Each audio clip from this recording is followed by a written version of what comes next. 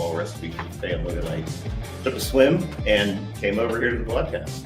Nice. All right. So we're live. Welcome to the Third Due First In podcast. This is our first episode. This is our stream to our friends and families as we work things out here. So we'd appreciate any feedback in the comments section as we go. I'm here with, everybody knows I'm Keith, here with my good friend Geno. Hi, Keith. Little introduction to myself.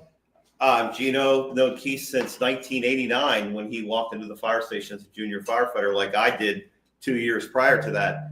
And our friendship has grown since then. A little bit about me, though. I ventured off and went into law enforcement for some years and then became City of McKeesport firefighter. And I've been doing that for 25 years. The last 5, I've been deputy chief of Crew 1. So take it away, Keith. All right, well, let's get into it. So we're going to start with some news headlines here. We got from Texas. Recently, we had some flooding there. And there's a news story here about Michael Phelps, is a fire chief down there for Marble Falls Area Volunteer Fire Company. He was responding to an emergency call when he went missing. Apparently, he was swept away by the floodwaters. But I don't know, did you hear something about that? Yeah, like I said, I've been watching the news. Obviously, I watch the news a lot. My family knows that. And that tragedy down there that's ongoing right now, it's rapidly evolving. There's rescues going on. There's, I'm sure, death recoveries. And I would hate to even think or even talk about the rapidly evolving situation that's going on down there. So I pray for everybody that's down there. That's a tough one. Yeah, it's just amazing to me that it seems like the last 10 years, the amount of flash flooding going on. I remember when I was just probably after I was a junior, probably was like 18, 19, the Morello guy died of flash flooding. Yeah, Joseph Bagnier. Yeah, but since then, we didn't have a lot of that back then, but it seems like now it's just, it does. Every time it rains. And the training is evolving involving a lot of that. Our fire department alone has a few firefighters who are involved in swiftwater rescue, and a lot of the Mon Valley. A lot of props to everybody that does the training. It is involved. It's labor intensive, and God bless them all that do it. Next deadline we want to talk about. This has been in the news, all over the news. There's a deadly ambush. It was on Sunday, June 29th. It was in, I don't know if I can pronounce this right, Coeur d'Alene, Idaho. Coeur d'Alene. So they were responding, the facts that we know right now is that they were responding to a brush fire. When they got there, they were ambushed. 2 firefighters had died tragically. Frank Harwood and John Morrison from the Catani County Fire and Rescue, and also the Coeur d'Alene Fire Department, and Dave Tisdale from Coeur d'Alene Fire Department is injured. We don't have the extent of his injuries right now. I really don't care about the gunman, but he was a 20-year-old. Apparently, he was disgruntled that he didn't get hired by the fire department, and supposedly there might have been some issue with the fire department. Told him to move his car recently. But he really cares about the motive. Ended up being a large-scale manhunt. SWAT teams were called out. Over 300 personnel were called out altogether to track this guy down. And I believe when they found him, he was already dead. So I don't know if he died from self-inflicted gunshot or if he was killed. But it sort of brings us into our main topic here. We're going to talk about situational awareness. So what are your thoughts, Geno, from your career about being a police officer and a firefighter that we can? Yeah, before I go any further, I have never and would ever speak of the two worlds that those firefighters in Oregon, it was in Oregon? Idaho, and the situation in Texas. I have no background in that. I know nothing about forest firefighting, and I know really a little bit about swiftwater rescue. So I'm not going to be the person to even speak of those incidents. But what we talked about was situational awareness, and where I can speak of from my background here in Western PA, specifically the South Hills and into the Mon Valley, all the things that I learned along the way that can keep a firefighter or even a police officer safe. If I'm sure they do teach these things, but I transferred a lot of those things into the fire service, the things that I learned, the self-defense things that I brought along and I taught firefighters, actually trickled it into some of my essentials programs. Sorry, again, I'm a former state fire instructor. I don't want to upset any of the big wigs out there, but I can now speak on my own freely, and I'm not saying anything bad about the State Fire Academy at all. God bless them. But the idea that I could speak of and talk about would be being just basically aware. And I know one of the first questions you had on there, Keith, was what could you give a firefighter, or could you read that first question you were going to give? Yeah. So what was when you say situational awareness on the fireground, what does that actually mean to you?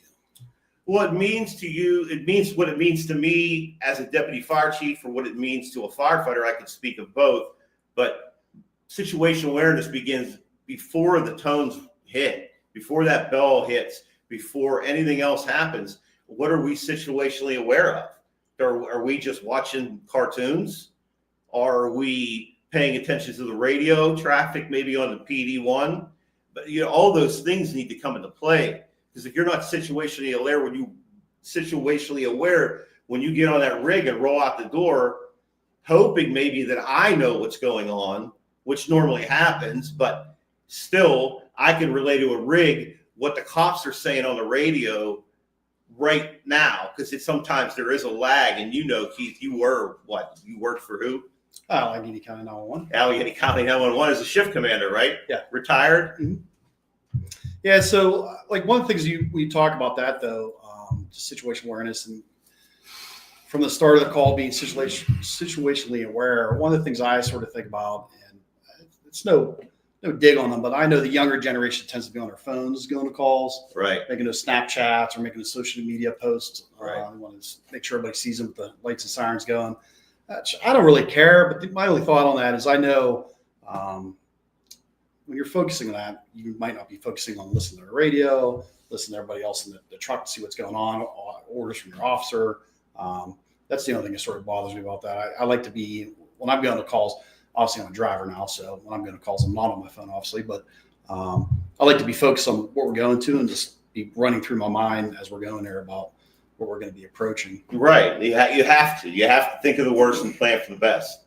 That's how I look at it, because it's going to happen. I could tell you from experience, and my guys, we work in such a unique environment where almost every run we go on, my guys already know their job getting off the rig. So it's almost automatic with the guys I work with. And we'll talk about that at some point, but because that's a very unique situation besides just firefighting. That whole dynamic of the people that you work with on a daily basis, that really changes for us where we work and the way our union contract works. And it really works if you gel with the people that you do.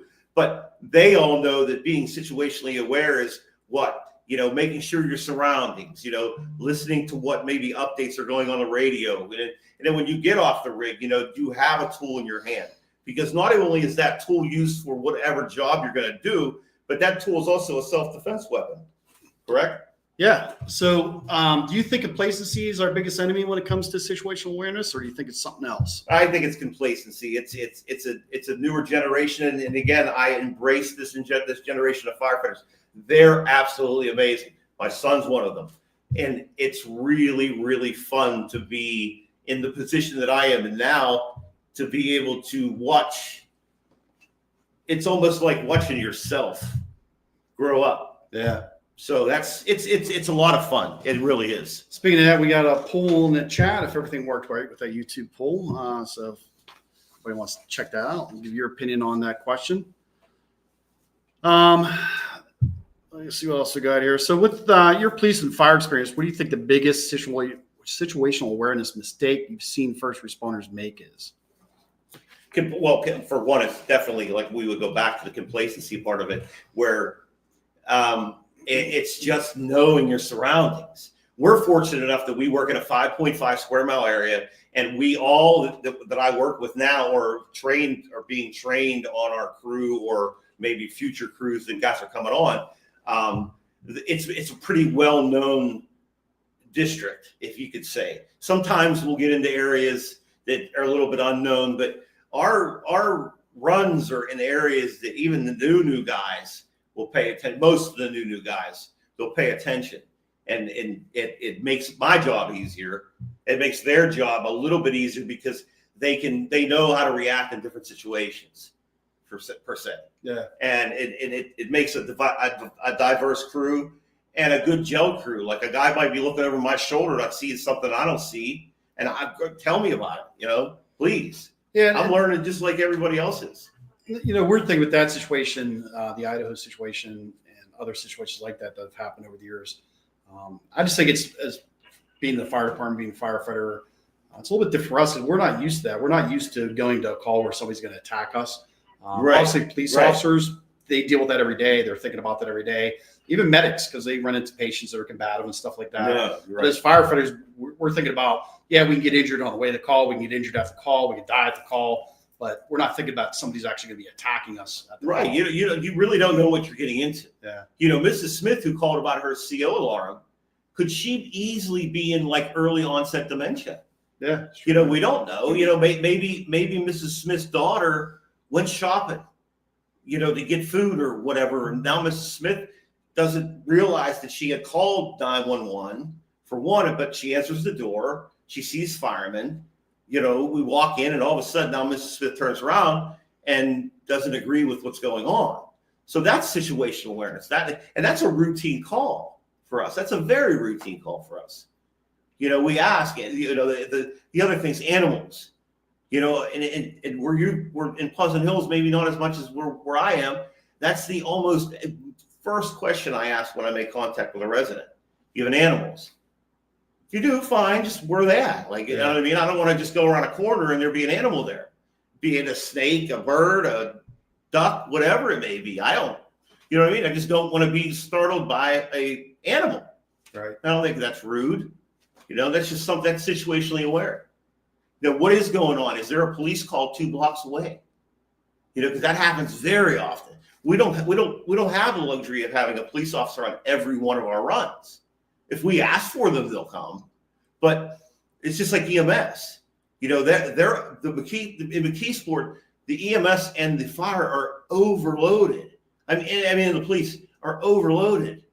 There's so many runs for calls for service, and it's just that area that they're busy. Yeah. It's a lot of the population's bigger, and you have to be aware. That's all. Yeah, just one of the things over my career being a 911 dispatcher too, and then as I rose up through the ranks, I'd always tell people I was training is that just to trust your instincts. When something didn't seem right on a call, we're talking to somebody on the phone. Right. Also, we don't have the luxury of seeing what's going on. We're just hearing what's going on. If something doesn't line up right, I used to always tell them, don't hesitate to note that in the call that something doesn't seem right with this, so that we can let the first responders know that, hey, something might be a little off here. Just like you're saying with that dementia example, whatever, right. Sort of get you in the mind frame when you're going there that something might be wrong and maybe I should be on an extra alert. Do you put your back to the kitchen until you can figure things out? Because, a good person, normal person looking at a person, that person looks like a regular, just senior person. Yeah. There's no, they're not, blue hair or, you know what I mean? They're just old people, people who are just losing their minds. She might kick your ass too. You never know. Yeah. You don't know what she's trained in. Again, you don't go by yourself. That happens a lot for me. I'll get up the runs quickly, very, very quickly. And, you'll get out and you're like, oh, I had to get my meter, and all of a sudden the resident's coming over and I'm like, all right, where's the rig? And I'm listening for them. I'm like, okay, cool. I'll make contact. But, I don't carry a firearm. I never want anybody. We can get into that too if you want to. Yeah, that's, well, before we get too far into it, I was just thinking, so today's guest used to be both fire chiefs when I joined the fire department. Our fire chief was Dan Haeck, and we're on the stage now. Welcome, Dan. But When Geno joined the fire department as a junior firefighter, Dan was the fire chief. And then a couple years later, when I joined the fire department as a junior firefighter, Dan was also the fire chief. So I thought it was only fitting that he should be our first guest since he was our first fire chief. So welcome, Dan. Hi, buddy. Hey, what's up, guys? Hey, thanks for inviting me to my own podcast. I appreciate it. Oh, well, hey, wasn't it fitting that we have you on first, right? Yeah, I'm just messing. And it's so fitting, can I say just something before you talk there, Dan? Not accolades, because I'll keep doing that as we go through this great thing that we're doing here. But Keith and I wouldn't be here talking to anybody right now. I probably would have never met Keith in my life. I know Dan because we basically grew up 5 doors down from each other, but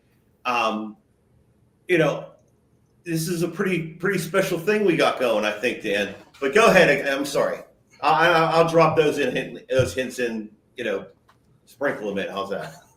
No, I hope it is a good thing that we have going here. And you touched on, should firefighters carry a gun, and right? Do we keep going? I think one topic's going to lead to another, and I think that the whole topic of firefighters carrying guns or having backup is a whole other episode. Yeah, it really is, because I have very strong opinions on those. So yeah, we could. Yeah, I mean, with all that's going on, absolutely, it's a whole different. We could world do. I could bring in firearm safety for my law enforcement, and stuff. Yeah, I mean, there's like school shootings too. There's some police departments just rush in and do what has to be done, and other ones wait for SWAT and set up. We could do that. Trains of thought. So we'll do a whole episode on that. But absolutely, it'd be awesome. It's great to get this thing kicked off, and again, I hope it goes well.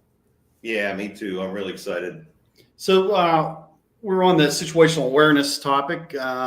So what are your other than the whole guns and everything that we're getting into, but what are your thoughts on that, Dan? What we've been talking about so far? I don't know. When Gene first brought up situational awareness, as an old timer, I think for a couple seconds I'm like, what the hell is he talking about? But as soon as I started thinking about it, I immediately thought of a couple of incidents that happened in my time that are completely relevant to what he's talking about. So it's a topic I think that has always been important, but I don't think back in the 70s and 80s we really thought about it until that first big school shooting, and then you start getting these ambushes and all this other stuff. So I think it's a huge topic that needs to be talked about a lot more. Those are my years in law enforcement. That's when I was just getting into it, when that all went down, and those first days of training and school shootings. Yeah, and depending on your district, it's probably even more relevant than others. But anything can happen anywhere, and I'll share one incident with you. But I have to, before I go there, Gene, you were were you a dispatcher? I think you were, right? I was a dispatcher from 92 to 96 there at Pleasant Hills Police. Yeah. And Keith, I think you were a dispatcher, right? Yeah. I was after Gene. I followed in his footsteps. Yeah, but I was good at it. So I stayed at it. And then Whitehall, Pleasant Hills, 911. Yeah, So anyway, you guys know that sometimes when you're taking a call, people are excited and panicking, and they're throwing words at you that don't make any sense. And then sometimes those things might come out a little wrong as it goes to the first responders. And other times dispatchers just maybe use the wrong word. So I have to tell you, before I tell you about this call, that this one time we were dispatched. We were dispatched for a 2-vehicle crash with a male trapped inside his female.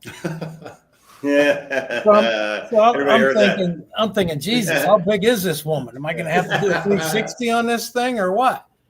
And then, obviously it was a simple MVA with entrapment, a pin job. The point is, when a call comes in, back to your situational awareness, when a call comes in that sounds too crazy to be real, the tendency is to just think it's something else. Right. But not always.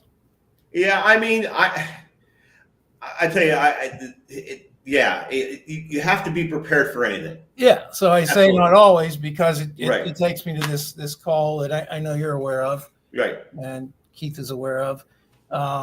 Tragic. Yes. It was tragic. And so, it's sensitive to us. We know these people, we know the family members. And Yes.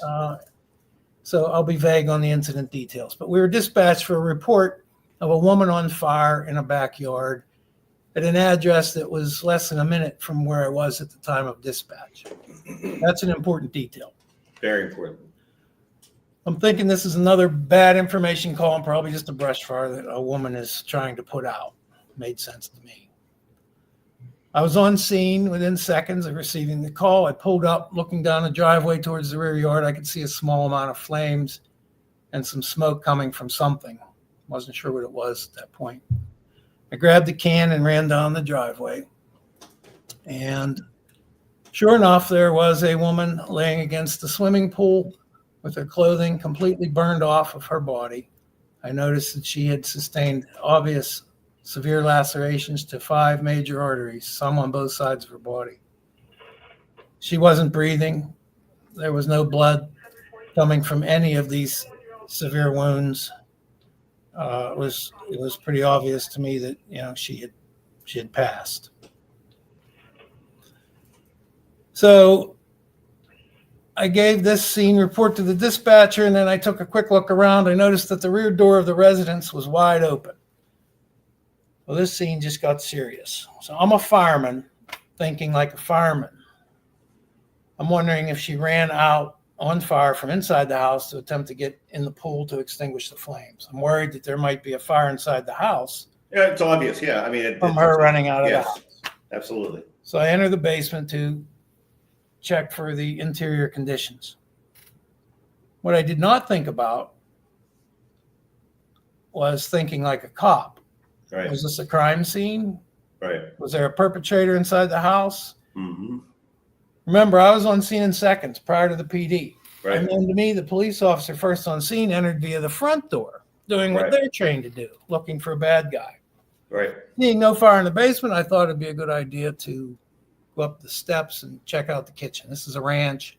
Right. Not a big house at all. Door. Very, very small. Basement steps go up to a landing and then turn and continue up to the first floor. Right. Could hide fire quickly. I mean, for incipient fires, could be in a bedroom right now. Yeah, I mean, anything could have caught on fire on the way out. That's absolutely. But again, back to your situational awareness, the cop who enters the front door is doing what he does, looking for bad guys, gun drawn, and I meet him halfway up the steps looking at the wrong end of a pistol. Right. So I can end the story there, and I will, but that's just that day could have came out completely different. Oh, the horror that could have happened if one person would have made the wrong move, or I'm so appreciative that police officer has been in that situation before. We won't go there, but maybe he'll come on. I know that he's been in that situation before, made the right decision, and I'm just thankful he made the right decision that day. Absolutely. There are other calls that I could think of. I'm not going to go into them. Keith, I think that was enough to drive that point home. But I think every firefighter should be thinking, always thinking. I remember way back when I was just a junior fireman, Bob Humes was the assistant chief of Pleasant Hills. And God bless. One of the things he taught and stressed was that, kind of like what you just said, Gene, these incidents begin before the incident is dispatched. You should always be thinking of, weather conditions, time of day. Yep. And then when the tones go off, you should be your mind should be going 100 miles an hour thinking of what could happen, what did happen, what might happen, and always thinking about the situation. And if I had that same call today, I definitely would have handled it differently. And so it's a good lesson to learn. Thank you for that. And you passed that down years and years to us, that story. And, you had just brought it up recently when we talked about this endeavor here. I could go into 50 situations, but I know Keith will get mad at us. No, I'll be real brief. In my routine, as I go to work, we work 24-hour shifts. When I go to work, my radio goes on when I'm halfway to work. So I click my radio on and I have it on scan, and I kind of get the vibe of what's going on in the city. And also watch the news, tech group texts with guys from work and stuff like that. When I get to work, my radio's on PD1 pretty much 24/7. The guys at work know, they actually hate me for it, but whatever, kiss my ass. But I'm situationally aware of what the vibe is where I work. Why would I not? I rose my right hand in 2001 to say that I'll give my life to the city of McKeesport or any resident therein. I'm still willing to do that. That's my job. And we can get into that. What makes it a job compared to what makes it fun? Is there a difference between a fun and a job, and where that line blurs in the volunteer service and over into the career service? We can get into that. But being back to situational awareness, Keith, just being aware of your surroundings. Put your phone down. Just put it in your pocket. I mean, the only person that's getting out of my first alarm that should have a phone might be me, if I'm not going to give a hand to, jack a line or, spot a plug or, whatever it may be. I probably might have my phone out to even Google the address real quick to see, just the latest picture from the roof, even, on Google Earth. Yeah. I can do that pretty quickly with that app on my phone. Gotten good with it. And I can see a condition almost. And if I can't do a 360, sometimes you can't do a 360. It's a wooded area that's attached to a abandoned structure. So sometimes I'm not able to get all the way around, excuse me, right out of the gate. So stuff like that, what's going on? Was there a shooting there recently? Was there a domestic violence incident that maybe? Because now what I'll do is, if I hear the police going, the police get sometimes different messages about that target house, right, Keith? They'll tag stuff differently with the PD and the fire department. So I could be rolling up to a house that had a domestic 2 weeks ago, and now, but they'll give that information to the police department. So maybe there's a chance that if Allegheny County could someday hear this, is there a way that, without giving secret cop information to the firemen, at least where I work, that we could get a little bit more? I don't know. I'm dumb to that. They gave me a radio. I turn it on. I know how to hit the scan button, so.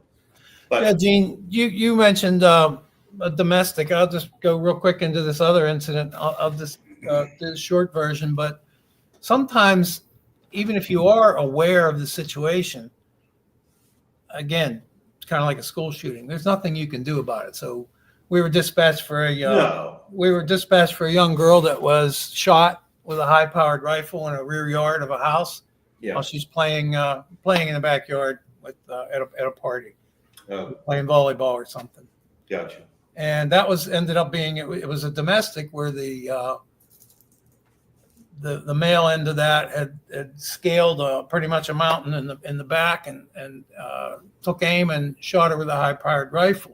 Right. We get dispatched for that, and we have to clear the area. We have to control the traffic. We have to evacuate people from their houses. We have to land. To be honest, I forget whether it was Life Flight or Stat, but we had to land a helicopter in the street in this residential area.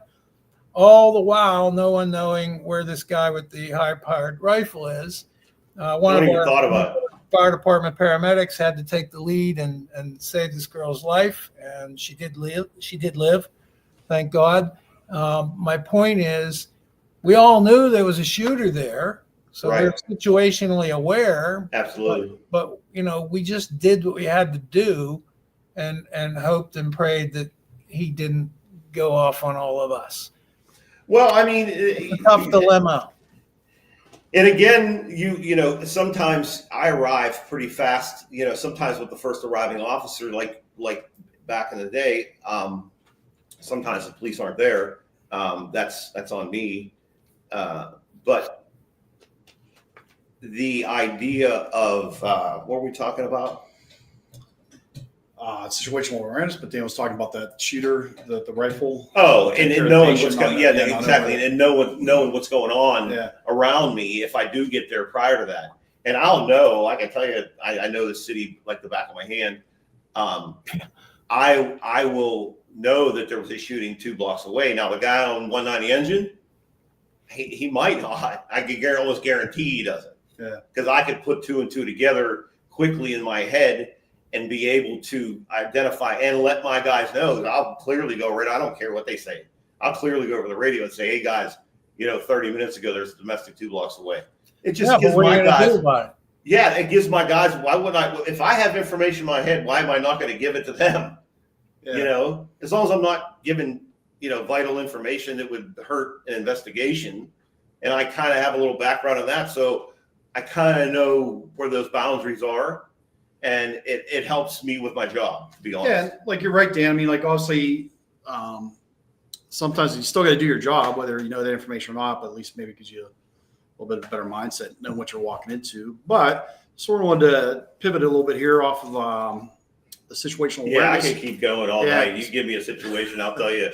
We'll keep talking to us, but I want to stop. Mention that Dan said that he started as a junior firefighter. Anybody looking at that photo, if they can find Dan in that photo there, back when he was I'll give him a hint. I was 4'11". Yeah. So, I mean, also, if anybody has any comments or questions in the chat for Dan, feel free to shoot them out. Yeah. Any criticisms? Like listen, you guys are the only ones seeing this, so we're not sure how if we're gonna expand, not tonight, but expand this into a real episode, but.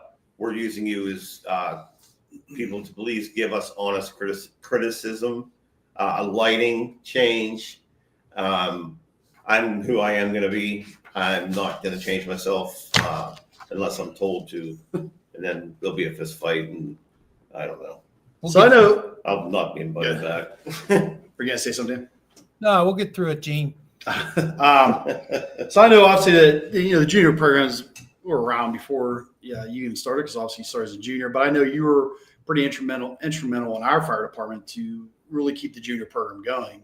And I always say that I think the junior program is a tremendous success in our fire department, because if you look at a lot of our active members there that are older members, almost all, good majority, 90% of them probably started as a junior firefighter. I think it really sort of gets you hooked and gets you involved in the department and wanting to keep going. But I sort of just want to touch base, ask you some questions on that, because I know you were instrumental in keeping it going. But do you think it's still effective tool today to have the junior program going? Because I mean, obviously, I think today's younger generation might be focused in other areas, and maybe firefighting isn't something they're interested in. But what are your thoughts on that? It's definitely a different animal today. Do I think it's effective? I think it's necessary, to be honest with you.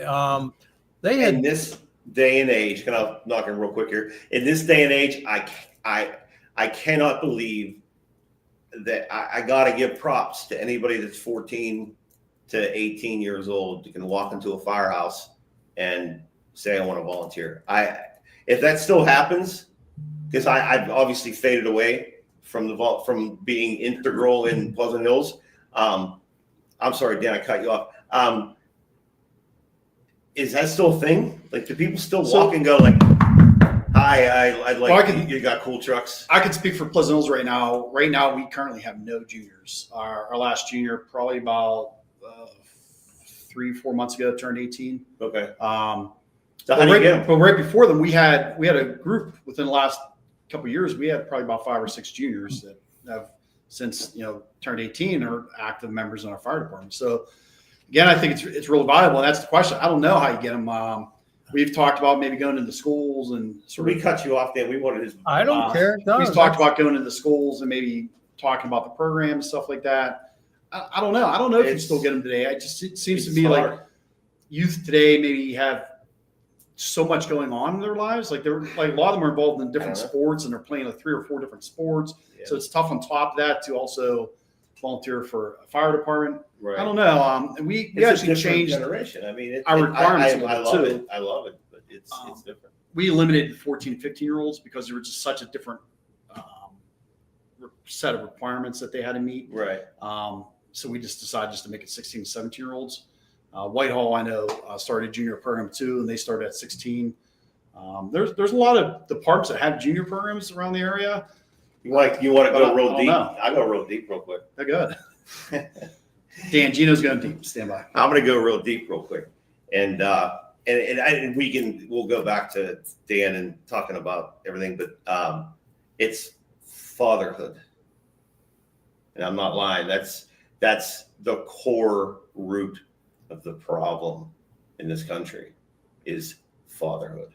It's pretty simple, and it's gone away. It really has. And so anyway, go back to Dan. Dan, we're back to you.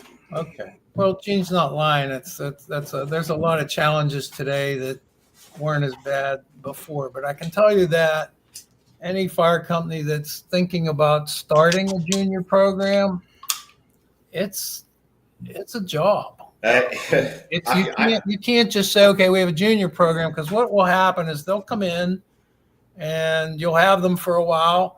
Right. And maybe that chief, if you don't have a chief or someone in charge of that junior program that is stable, meaning they're going to be there for a long time. Well, they're going to go away. They're going to grow older. They're going to become regular firemen, or they're going to, today more than ever, they're going to realize, wow, this was great. This was a great experience. It's a great opportunity. I'm going to go get paid for it. And a lot of our juniors have done that, and that's fantastic.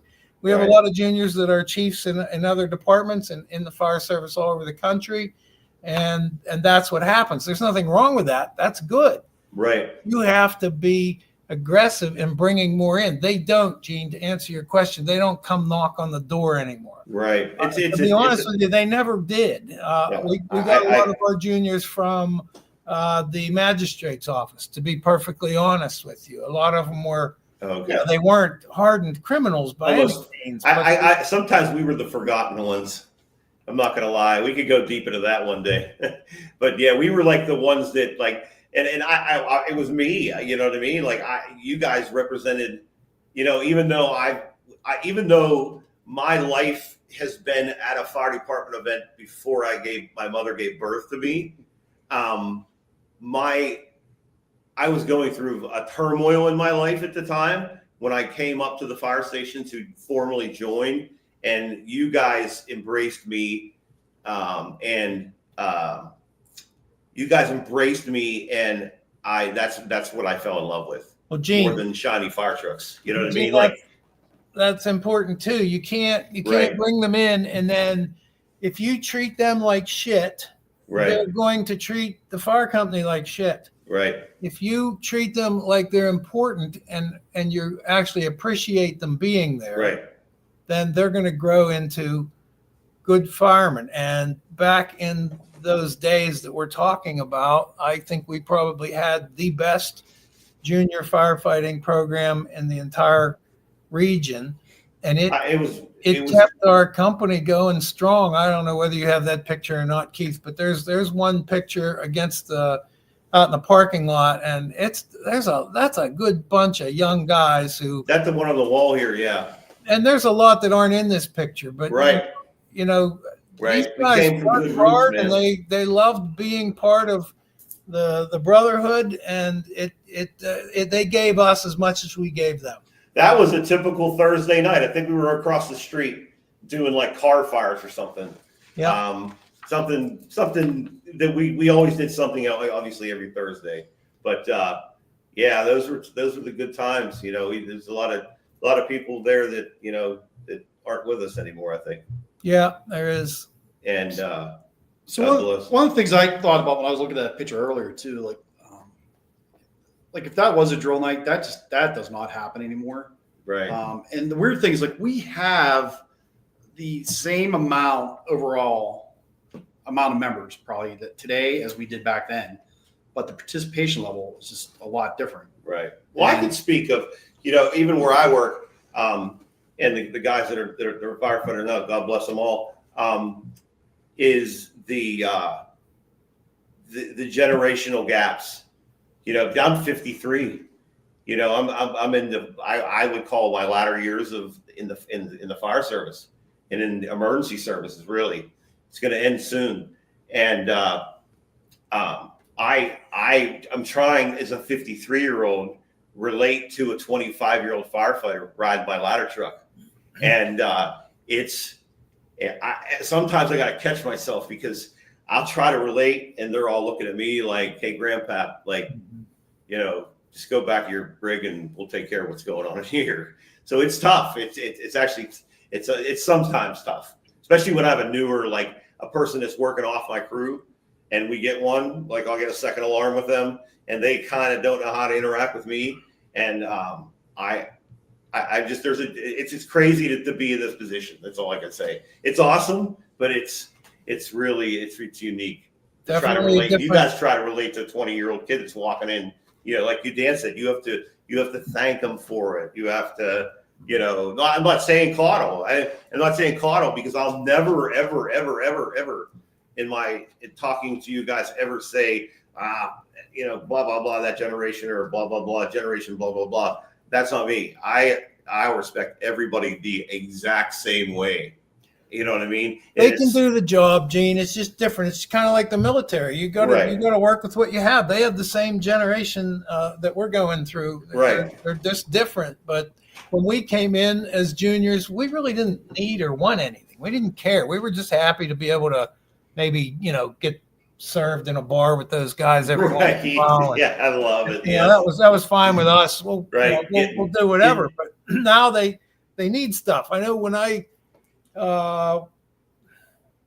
brought it back, I think was when it really started to be obvious that they needed stuff, and you can't fight it because they just leave. So you get them an Xbox for the day room and they're happy. Right. Even back whenever you guys got us, we had like the jukebox and the cherry machine. Whatever it took. Yeah. Right. Whatever it takes. Whatever it takes. Yep. So Keith, what else you got, buddy? Just a couple different photos to throw up there. What do you got? You see that? No. That's an old picture of Danny. I don't know. Dan looked like Dan and Barrels are going somewhere in 21 engine. What do you want me to say? I hope one day, Danny. I really hope one day maybe Rigo come on and he'll say a few words. It'd be nice. Yeah. I don't know if he has any nice words to say, but I every once in a while he'll comment on social media something I've talked about or whatever, and it's good to hear him. I keep in touch. Yeah. Yeah, I know you do. Yeah, does he still live around here? I don't know that. I just keep in touch with social media with him. Yeah, same here. Keith? Just back to what we're talking about, the participation levels, though. I get some of it. I think times have changed. Back, I know when I was younger and I was a junior, I think we were doing maybe about 300 something calls a year. I think, is that right, Dan? When I was like a younger guy. Maybe two. Yeah. And I think 4. What is it now? So it depends. Depends on the year, but sometimes 500-600 calls. Yeah, it depends on what you call a call, but but that's the thing. We're going to a lot more calls that we probably would not have gone to back then, like accidents, debris cleanup, stuff like that. Yeah. So I think some of that tends to, cause a little bit of burnout for people to come to calls, and maybe that's why the participation levels are a little bit different now. But any other more thoughts you have on the participation? Well, you have the today versus back then. You have the introduction of paid shift crews too, so that's it's a good thing, but it also creates a whole other bunch of problems. Like I'm not going to that; the shift crew will handle it. It can't be a permanent solution to a bigger problem, right? It can't be the way that. And I've got I'm thankful that the borough gives money to the fire department to allocate people to be there during the day. But like you said, Dan, you're putting a Band-Aid on a chest wound on that. And because what you're doing, just like I know where you're going with it, Dan, and you're saying, because again, Keith, I'm not going to step over anybody's bounds here. I've not been involved with the volunteer fire service other than me interacting with them as a state fire instructor. I don't know the vibes in the fire service now, but I know what Danny's thinking right now. He's thinking that, if they don't have to come around during the day, and maybe a guy's off, but he wants to come down, but the rig's going to be gone and they're running to oil dry run or something, whatever you guys have. I don't know. I think that's exactly true. That happens. People know, and I'm a life member, but I'm guilty of this too, that I'll hear calls during the day. I'm like, I'm not going. Shift crews, they'll handle it. And again, that's the shift crew's supposed to be able to do that. The mundane, the CO run, the if it's an accident and you just have to get on and throw some oil dry. And what I do it at work. I do it. Sometimes I'll return an engine and, have the ladder truck handle it. You know what I mean? Like it's 3-5, how many people you need? Is everything right there, dude? Yeah. Like how many effing people do you need to block a fucking road and sweep up some shit? Like, I don't know. It's not hard to figure out. You don't need 17 people and 7 fire trucks. Yeah, but I've talked to Dan about this too, and I've talked to some other people, some of our chiefs and past chiefs about this. But one of the things I think happens a lot too nowadays, I think it's a little bit different than when Dan was fire chief, and I remember this. So when we got, say, a fire alarm off at a commercial building, Dan would get there, maybe confirm that there's nothing showing, nothing evident right now. So he downgrades everybody that's coming, but he never stopped everybody from coming until we figured everything out. The alarm was reset, everything was good to go. I remember. So we would almost put a full assignment at the front of the building. Yeah, and I think strategically or wherever. The good thing is I think people knew that, hey, if I go to this call, there's a good chance I get on a truck and I actually go. 100%. As opposed to now, a lot of times a chief might get there and say, there's nothing shown, hold everybody in the station. The people are like, I just don't want to go to the fire hall. Communications have changed tremendously, obviously. I get instant information. Yeah, sometimes on runs that maybe weren't privy before. You know what I mean? It's just the whole technology has changed a significant amount. You can still have a two-way radio and you can still just do your thing, but you could also listen to other stuff that's going on. Dan did that for years. Dan, remember all the years you talking about having that dual band radio? Remember the old that dual band thing? Yes, sir. Yeah, boy. Yeah, communications come a long way, and that's a good thing. Gene, you touched real quickly. I think you. Sorry, my cat's making a chaotic mess here. The road departments. I think there was just an incident in Charleroi on the news. Charleroi. They only had 2 guys. There was a house fire, and there was a volunteer that was working for, I hope I get this right, the Bell Vernon road department that ended up pulling the guy out of the house. He burned his hand. Was he a firefighter also? He's a volunteer who kept his gear in the road department. Oh, we could get that could be a complete topic too. Yeah, it can, but the point is, So what happened in Charleroi? The volunteer fire company graph is going downhill, and it's horrible. And there's still a tremendous need for volunteer fire companies, and no one's talking about it. No one's doing anything about it. And there are so many things that can be done: mergers, acquisitions, road department paid more than just a couple of shifts. The police and the EMS get massive amounts of money because they're important. Well, so are firefighters. I have a really good friend of mine, Forrest. He rides on my ladder truck for me. He is amazing wealth of knowledge on that area, Dan. And as far as what we were just talking about, as far as the recruitment and all that. It'll have to be a whole other episode because we're coming up on an hour, Keith. Yeah, it's definitely a whole nother episode. Just a couple of quick questions I have for you before we go, though. Anybody say anything on the chat? Yeah, Pearson said audio and video are looking good. Michelle said no more munchkins. # no more munchkins. That was in the very beginning. Then it quite shut it off. No more munchkins. Yeah. Okay. But yeah, I want to do some deep dives. Some real deep dives. We could do deep dives on 3 or 4 things we talked about tonight. Yeah, absolutely. And just let me talk and then shut me off. So I'll give you, I'll tell you, I mean, I've seen, I've been in shootouts. Excuse me. I've been in shootouts.